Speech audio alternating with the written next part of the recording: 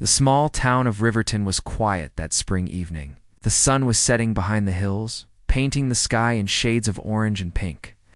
Inside a modest white-painted house at the end of Maple Street, a man lay in bed, his breath slow and uneven. His name was Henry Walters, a man who had lived through storms, both in the world and in his own life. Henry had been a soldier in the Second World War. People in town remembered him as the quiet man who always stood a little straighter than others, whose eyes sometimes looked far away, as if seeing something that no one else could. For many years, he never spoke much about the war, not even to his own family.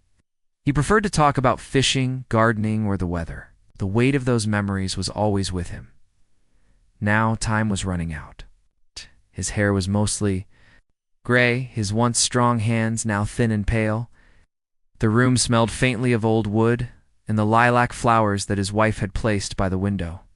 Outside, the sound of a neighbor's dog barking faintly echoed through the stillness. Sitting beside the bed was his teenage son, Michael. Only 15 years old, Michael was tall for his age, with dark hair and worried eyes. He had never seen his father this week before.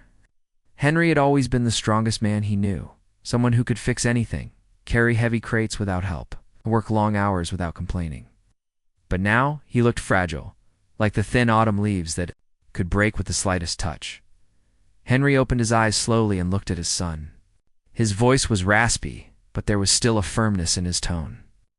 "Michael," he whispered, motioning for the boy to lean closer. Michael moved his chair closer to the bed and bent down. "I'm here, Dad." Henry's hand trembled as he reached out, placing it over Michael's. The touch was light, but there was an unspoken urgency in it. He took a deep breath before speaking again. "I need you to promise me something." Michael nodded quickly. "Dad?" Henry's gaze shifted toward the living room, visible from the open bedroom door. "You know the living room? The wooden floor?" "Yes," Michael replied, confused by the question. "Promise me."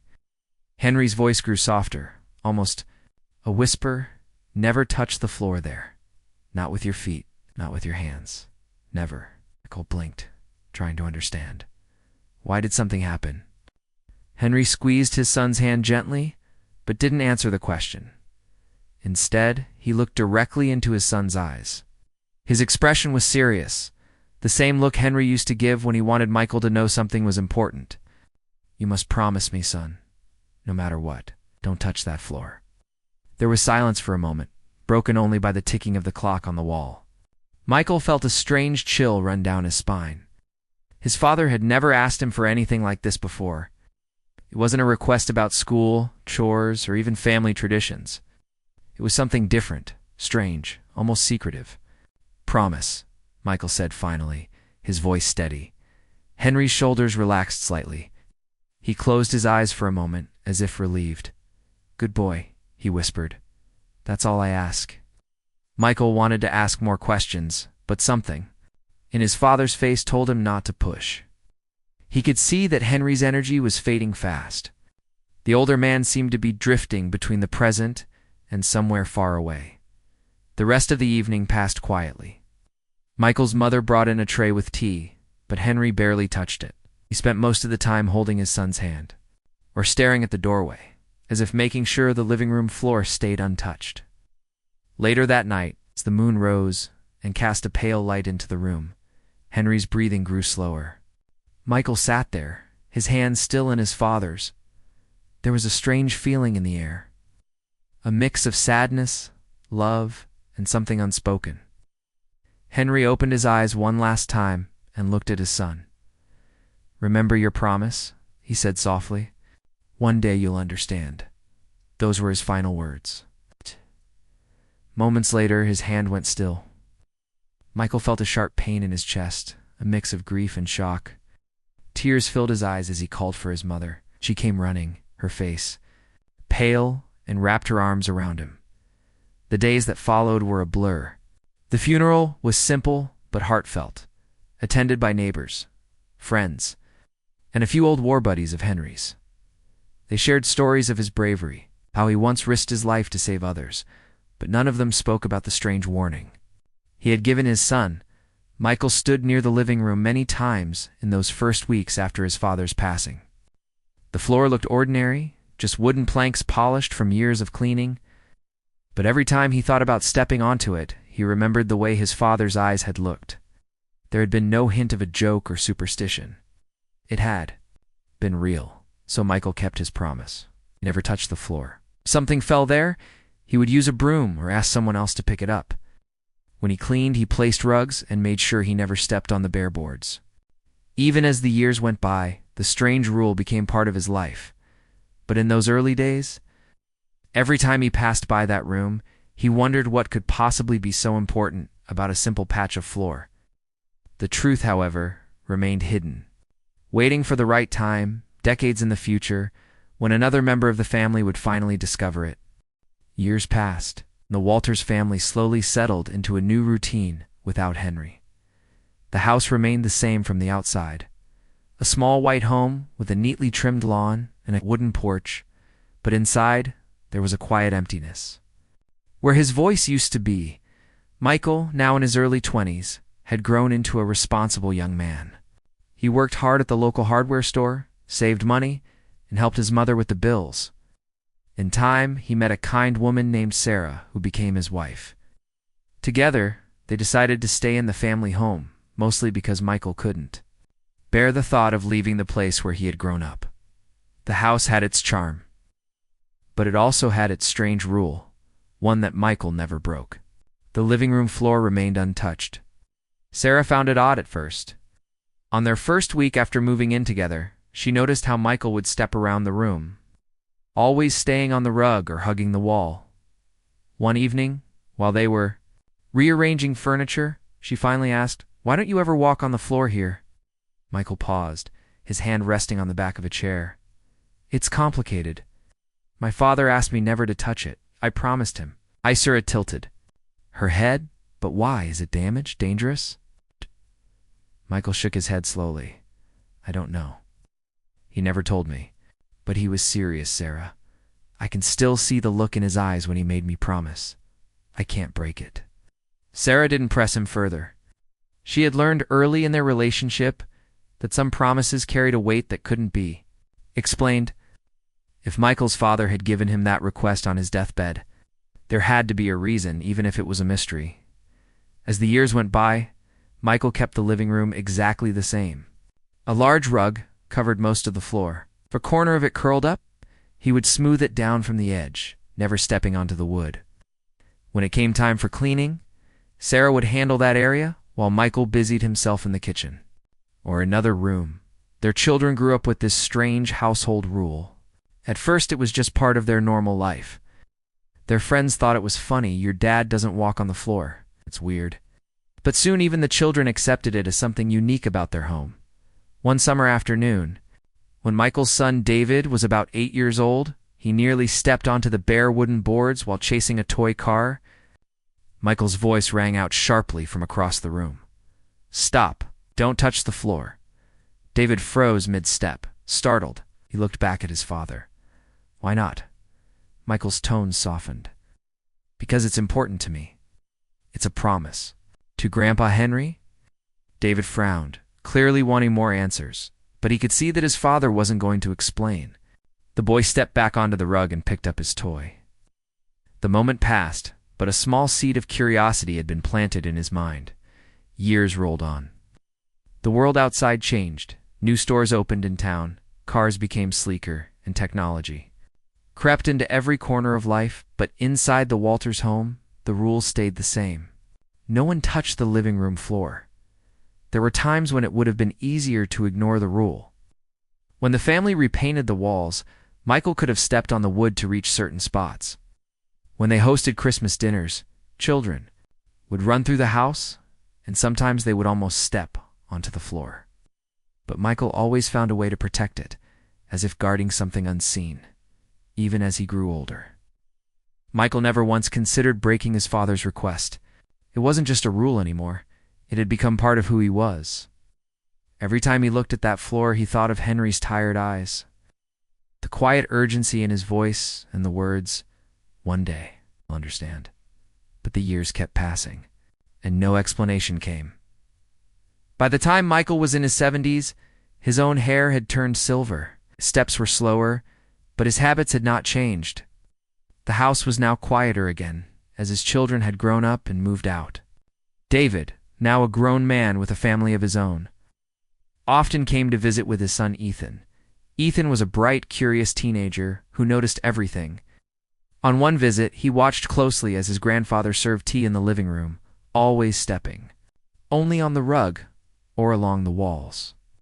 "Grandpa," Ethan asked one day, "why don't you walk on the floor?" Michael smiled faintly. "Because I made a promise to your great-grandfather. Very important one. But why?" Ethan pressed, leaning forward with interest. Michael looked down at his tea for a long moment before answering. "Some promises are kept without asking why. This is one of them." Ethan's curiosity grew each time he visited. The floor looked normal to him, smooth, wooden boards polished from years of care. But the more ordinary it looked, the more he wanted to know why it was treated like something rare. Michael never gave him an answer. The mystery lingered. In time, Michael's health began to fade, just as Henry's had many years before. He spent more time resting and less time moving around the house. Yet even in those quiet days, he never forgot the rule. If someone had to cross the living room, he would watch carefully, making sure the rug stayed in place. One winter evening, as the snow fell softly outside, Michael called David to his side. "When I'm gone," he said slowly, "keep the house. Keep the promise." David, who had long accepted the rule without question, nodded. "Of course, Dad." Michael smiled weakly. One day, maybe you'll find out why. "But until then, don't break it." It was the same tone Henry had used with him decades earlier. Firm, serious, and final. David felt the weight of it settle in his chest. Not long after, Michael passed away peacefully in his sleep. The house, once filled with laughter and family gatherings, became quiet again. David and his family moved in, determined to keep it. In good shape, at first, David followed his father's wishes out of respect. But in the back of his mind, a question kept turning. What could possibly be so important about a floor? It was a question that wouldn't go away, and before long, it would lead to a discovery that none of them had expected. The first few months after moving into the old family house were busy for David and his wife, Laura. There were boxes to unpack, rooms to clean, and small repairs to make. Even though David had grown up here, it felt different now that he was the owner. Every time he walked past the living room, he remembered his father's words, "Keep the promise." Out of respect, he avoided the bare wooden boards just as his father had done. A large old rug still covered most of the floor, just as it had for decades. Laura, however, found it strange. She had heard about the no touching the floor rule from David before they moved in, but actually living with it was different. It meant extra effort when cleaning and moving things around. One Saturday morning, she asked David, "Do we really have to keep avoiding the floor? It's just wood. What's the harm?" David was in the middle of fixing a loose cupboard handle. He looked up at her and sighed. "I don't know the harm. I don't know anything, really. But Dad asked me to keep the promise, just like his father asked him." "I don't want to break it." Laura raised an eyebrow. "So no one has ever told you why?" "No," David admitted. "And I never asked too many questions. It always felt wrong to push for answers. Like maybe the truth was something we weren't meant to know." Laura didn't argue further, but David could see that she wasn't convinced. Their son Ethan, however, was not the type to leave questions unanswered. 16 years old, tall and full of curiosity, he had grown up with a love for puzzles and history. He liked reading about old mysteries and hidden treasures. So, naturally, the strange family rule fascinated him. One evening, Ethan sat at the kitchen table with his homework spread out in front of him, though his attention was elsewhere. "Dad," he said suddenly, "did Grandpa ever tell you why you can't touch the floor in the living room?" David shook his head. "No, he never explained. Just said it was important." Ethan frowned. "Don't you think it's weird that 2 generations of our family have followed this rule without knowing why? What if it's something dangerous or valuable? Or, I don't know. Maybe it's just a superstition that got out of control." David chuckled softly. "Maybe. but it was important to him. It's enough for me. But, Ethan said, leaning forward, wouldn't it be even better to find out the truth? What if Grandpa wanted us to discover it eventually? David hesitated. It's not our place to decide when the truth should come out. And I don't think Grandpa ever wanted us poking around. Ethan didn't argue aloud, but in his mind, he had already made a decision. He wanted answers. Over the next few weeks, Ethan began quietly studying the living room floor whenever he could. The wood looked old but well kept. The boards near the center were slightly darker, as if they had been replaced long ago, but that could have been due to age. The rug covered most of it, and it was heavy enough that moving it alone would be difficult. One Saturday, while his parents were out running errands, Ethan invited his best friend Lucas over. You know how I told you about the weird no-floor rule? Ethan said, as soon as Lucas stepped inside. Lucas grinned. Yeah. Are we breaking it today? Not exactly, Ethan replied. I just want to look closer. No stepping on it. Yet the two boys carefully rolled up part of the rug to reveal the wooden boards underneath. Up close, Ethan could see faint scratches on the darker section, as if someone had pried at it long ago. Lucas crouched down and tapped the boards lightly. Hear that? It sounds hollow. Ethan's eyes widened. Yeah, it does. Before, they could investigate further. The sound of a car pulling into the driveway made them scramble to put the rug back in place. They managed to settle it just as David walked in, holding a bag of groceries. For the rest of the evening, Ethan couldn't stop thinking about that hollow sound. He was now certain that something was hidden under those boards. A week later, he tried again, this time when both his parents were at a neighbor's barbecue, and he had the house to himself. Armed with a flashlight and a small screwdriver, Ethan carefully moved the rug aside. His heart was pounding, not from fear but from excitement. He knelt beside the darker boards and began gently prying at one edge. It was harder than he expected. The wood had been nailed down tightly. After several minutes, he managed to lift one board slightly, revealing a narrow space beneath. But before he could see what was inside, the sound of the front door opening made him freeze. Ethan. David's voice called from the hallway. Quickly, Ethan pushed the board back into place and pulled the rug over it. He stood up, trying to act casual. Yeah, Dad. I'm just in the living room. David appeared in the doorway, looking tired but cheerful. We came back early? Everything okay? Yeah, Ethan said quickly, his heart still racing. David didn't notice anything unusual. But Ethan knew he couldn't keep sneaking around forever. If he was going to uncover the truth, he needed to do it with his father, not behind his back. That night, as they sat in the living room watching an old movie, Ethan finally spoke up. Dad, I think I know where we can find out why Grandpa made that rule. David glanced at him. What do you mean? I think there's something under the floor, I heard it. It's hollow in one spot. I'm not saying we should break the promise lightly, but maybe the promise wasn't about never finding out. Maybe it was about keeping it safe until the right time. David didn't answer right away. He looked toward the floor, his jaw tightening. If there is something there, then maybe it's time we found out together. Ethan's eyes lit up, so we can check. David nodded slowly. We'll do it this weekend, but carefully, and if it's nothing, we'll put everything back exactly as it was. Ethan agreed instantly. The mystery that had been quietly sitting in their family for over half a century was finally about to be solved. What neither of them knew was that what lay beneath the floor would change the way they saw Henry and their family forever. Saturday morning arrived with a crisp, cool breeze drifting through the open windows of the Walters house. David had barely slept the night before. His mind kept going back to the conversation with Ethan, the promise to finally look under the living room floor. He stood in the doorway of the living room now, staring at the large rug that had been there for as long as he could remember. The sunlight from the window lit up the room, making the wooden furniture gleam. How the floor looked. Perfectly ordinary, as it always had. But David now knew it might be hiding something his father and grandfather had protected for decades. Ethan came in carrying a toolbox. I've got everything we need, he said, his eyes bright with excitement. David nodded, but his voice was steady. We'll do this carefully.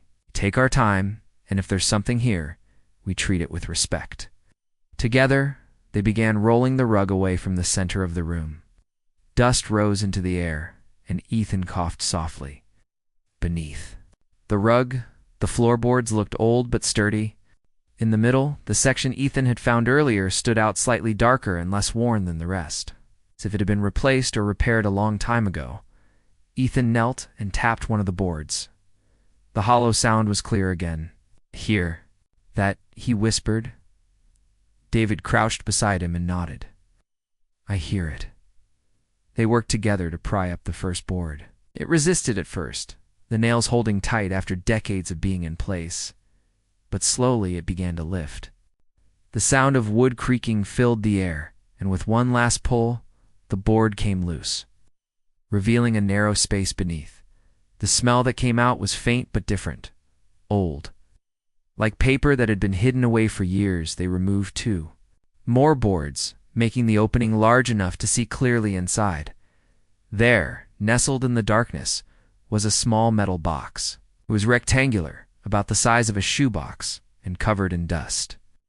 The edges were rusted, but the lock on the front was still intact. Ethan's eyes widened. "Whoa, what do you think is in there?" David didn't answer right away. He reached down carefully and lifted the box out, surprised by how heavy it felt. He set it gently on the rug. "Let's take it to the table," he said quietly. They moved to the dining table, where the morning light streamed in through the window. Dust motes floated in the air as David placed the box in the center. No, for a moment, neither of them spoke. Finally, Ethan said, "Should we open it?" David ran his fingers over the cool metal surface. "If this is what Dad and Grandpa were protecting all these years, we're about to find out why." Using a small flathead screwdriver from the toolbox, David worked at the lock until it clicked open. Slowly, he lifted the lid. Inside, carefully arranged, were several items wrapped in cloth and paper. The first thing David saw was a bundle of old photographs. He picked them up gently. The edges were curled, and the black and white images showed young men in army uniforms smiling for the camera. In one picture, David recognized his father, Henry, standing with a group of soldiers in front of a military jeep. Ethan leaned over. "That's Great-Grandpa." David nodded. "Yes, I've never seen these before." Beneath the photographs was a stack of small leather-bound notebooks. The covers were worn, the pages yellowed with age. David opened one and saw a neat handwriting filling the pages. It didn't take long to realize what it was. "This is his diary," David murmured. Ethan's eyes lit up. "From the war?" David nodded slowly. "Looks like it." They set the diary aside and reached for the next item, a small cloth pouch tied with string. Inside were 3 military medals, each still shining despite the years. One had a ribbon, in shades of red, white, and blue. Another bore an engraved star. The third was a bronze medal with an eagle and laurel leaves. Ethan stared in awe. He must have been a hero. David swallowed hard. He never talked about this, not once. At the very bottom of the box, under a folded piece of fabric, was a sealed envelope. On the front, in faded ink, were the words, "For my son." David's hands trembled slightly as he picked it up. This was for Dad. "Are you going to open it?" Ethan asked softly. David hesitated. The paper was fragile, the seal still intact. It felt almost like opening it would be stepping into the past, a past his father had never spoken about. But he knew that if his father had truly wanted this hidden forever, he wouldn't have left it with instructions. "Yes," David said finally, and carefully broke the seal. Inside was a letter written in Henry's familiar handwriting. David began to read aloud. "My dear son, if you are reading this, then I am no longer here to explain in person. You have grown into a man by now, and I trust you to understand what I am about to tell you. During the war, I was part of a mission where we rescued a soldier who carried important papers. They contained information that could have caused great harm if they fell into the wrong hands. When the war ended, not all threats disappeared. For months afterward, there were people looking for those papers. I had to keep them safe. I could not risk sending them to anyone else. So I hid them under the living room floor. A place no one would think to look. The promise I asked of you was to protect that place until it was safe. Over time, the papers became less dangerous. I could have removed them, but by then, it felt wrong to disturb them. They were part of my story, and one day, they would be part of yours. If you are reading this, know that I am proud of you. I kept many things to myself to protect you, but never doubt that I loved you more than life itself. By the time David finished reading, there was a lump in his throat. Ethan sat silently, his eyes fixed on the letter. So that's why he made the promise, Ethan said softly. He was protecting something important. David nodded. And not just the papers, he was protecting his family. He carried this secret for years because he thought it was the only way to keep us safe. They sat quietly for a long moment, surrounded by the items Henry had hidden for so many decades. The medals gleamed in the sunlight, the photographs told stories of courage and friendship, and the diary waited to be read. Ethan finally smiled. Grandpa was more than just a soldier. He was a guardian. David reached over and patted his son's shoulder. And now it's our turn to make sure his story is never forgotten. They carefully placed the items back into the box, not to hide them away again, but to keep them safe until they could share them with the rest of the family. The living room floor no longer held a mystery, but it held something even greater. The memory of a man who had lived with honor, courage, and love. The house felt different after the box was opened. It was as if the rooms had taken a deep breath and were now letting the air out slowly, calmly. David and Ethan sat at the table with the items laid out in a neat line. Photographs, medals, the diaries, and the letter. The morning light warmed the pages, felt peaceful, almost like Henry himself had stepped into the room, smiled, and said, "Now you know." Laura came in with fresh tea and set the cups down carefully, her eyes fixed on the medals. "They're beautiful," she said softly, "and heavy. He must have carried a lot on his shoulders." David nodded. He did. And he did it quietly. Ethan opened one of the small leather diaries to a random page. He didn't read it out loud, but his face softened as his eyes moved across the neat lines. He wrote about his friends, Ethan said. He wrote their names, wrote about how they missed home. He wrote about kindness, like sharing extra bread with someone who was sick, writing letters for a man who couldn't write. David smiled gently. That sounds like him. He always helped neighbors with little jobs. He was that kind of man. After a while, they put the box back together and set it in the center of the table. The house was quiet again, but it wasn't. A lonely, quiet. It was the kind of quiet that comes after answers arrive, steady and warm. In the afternoon, David said we should check the space again, just to be sure. If he hid those papers, they might still be there, Ethan agreed. Right away, he moved the rug back and lifted the boards with more confidence than before. This time, David reached deeper into the narrow cavity. His fingers brushed against something wrapped in oilcloth, stiff, old, and carefully tied with twine. He eased it out slowly, as if it were a sleeping bird. He set the package on the rug and untied the twine. Inside, there was another envelope. Thicker than the first, its edges yellow with age. The front had no name, only a date from long ago, one that matched the final months of the war. They opened it together. Inside were typed pages, official-looking, stamped and watermarked.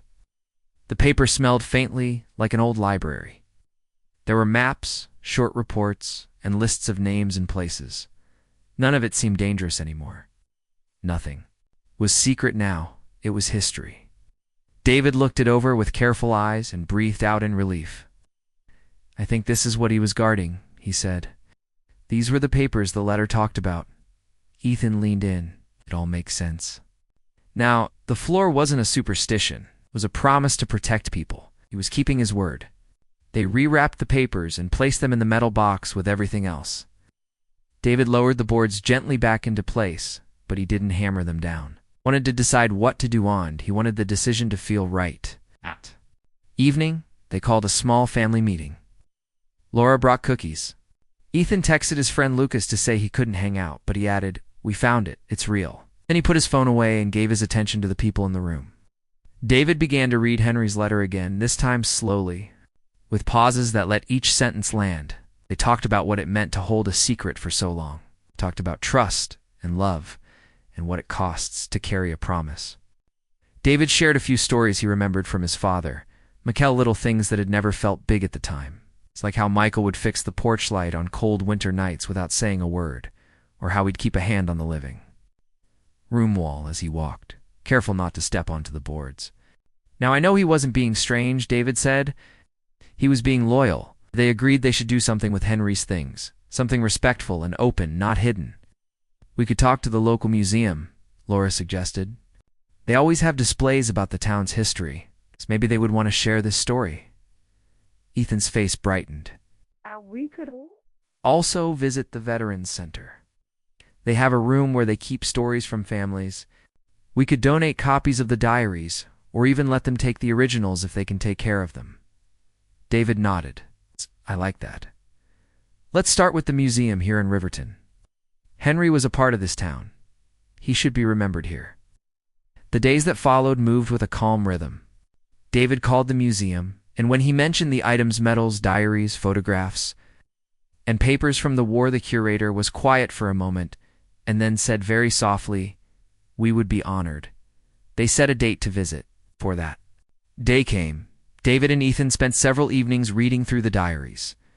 They took turns, sometimes reading aloud and sometimes silently. The entries were simple and honest. There was no boastful tone, no dramatic language. Henry wrote about ordinary courage, helping someone reach home, keeping watch when others were tired, sending a picture of a sunrise to a friend's mother so she would know the world was still beautiful. One entry stood out to Ethan. Listen. To this, he said one night, he wrote, "I want my son to live in a safe home. If I have to make a strange promise to make that happen, I will. A promise is a door you stand in front of, so nothing bad gets through." David stared at the words for a long moment. "He wrote that for your grandfather," he said quietly, "but it feels like he also wrote it for us, the museum." Visit was gentle and kind. The curator, a woman with silver hair and a warm smile, handled each item with care. She asked permission to scan the diaries and take photographs of the medals for a display titled Quiet Bravery. She talked about how local stories help people understand big moments in history. When we read about the past, we also learn about ourselves, she said. Your family carried a promise for a long time. That matters. Ethan stood a little taller after that. He wasn't just a curious teenager anymore. He was a keeper of the story, someone who had helped bring it into the light. On the way home, the three of them stopped at a small park where the town kept a stone wall with names carved into it, people who had served, people who had given so much. They found Henry's name there, neat and steady. Ethan traced the letters. With his finger, smiling to himself, back at the house, there was one last thing left to decide, the rule about the floor. The promise had been kept, the secret had been guarded, the truth was safe now. David stood at the edge of the living room and looked at the boards that had watched over their family for more than 50 years. He called Ethan and Laura to join him. "I think it's time for a new tradition," he said. "Not to forget the rule, but to honor it." They took a moment to breathe. Then David stepped onto the floor, carefully and respectfully, as if greeting an old friend. He placed his hand on the wall, just as his father used to do, and closed his eyes. "Thank you, Dad," he whispered. "And thank you, Grandpa." Ethan stepped beside him, his shoes quiet on the wood. He didn't feel fear or guilt. He felt gratitude. "Thank you," he said softly, looking down at the boards. "I understand now." Laura joined them, and the three of them stood together in a small circle, present, connected, thankful. The room felt bright and open, like a window had been lifted. In the weeks that followed, they set up a simple shadow box on the living room wall. Inside, they placed a photograph of Henry smiling with his friends, a careful copy of one page from the diary, and a ribbon from one of the medals. They kept the originals safe, following the museum's advice. Beneath the display, they placed a small brass plaque with a sentence that Ethan chose. A promise kept, a family guarded, a story shared. Friends and neighbors came by to see it. No one laughed at the old rule anymore. Instead, they listened. Some shared stories about their own grandparents and the simple, quiet courage that had shaped their lives. The house no longer held a secret. It held a lesson. As summer turned to fall, the air changed and the leaves began to glow with color. On quiet evenings, David would sit with a cup of tea and look at the wall display. Sometimes he would reach up and touch the frame, feeling the small screws he had turned with his own hands. He felt close to his father in those moments, close to Henry, too. The line between past and present felt soft and kind. Ethan kept reading the diaries and wrote a school essay about quiet bravery. His teacher called it deep and moving, and asked if he would read it at a small-town event near Veterans Day. He agreed. When he stood up on stage and began to read, his voice was steady. He didn't make the story grand. He made it true. "I used to think a promise was only words," he said near the end. "Now I know a promise is a gift you carry for someone you love. My great-grandfather made a promise to protect others. My grandfather kept that promise. My dad kept it too. Today we share it with everyone, so the promise can live in our town, not just in our house." People clapped softly, some with tears in their eyes. When Ethan stepped down from the stage, David hugged him and said, "Your great-grandfather would be proud." On the way home that night, stars were bright over Riverton. The Walters house waited for them, gentle and familiar. When they walked in, the living room felt warm. The floor creaked softly under their steps, a sound like a friendly whisper. It no longer felt like a barrier, felt like a bridge between one generation and the next, between keeping and sharing, between mystery and meaning. Ethan paused beside the shadow box and smiled. He could almost hear Henry's last words, not as a warning now, but as a blessing. He whispered back, "We kept it safe. And we will keep your story safe too." In that simple moment, everything that needed to be healed was healed.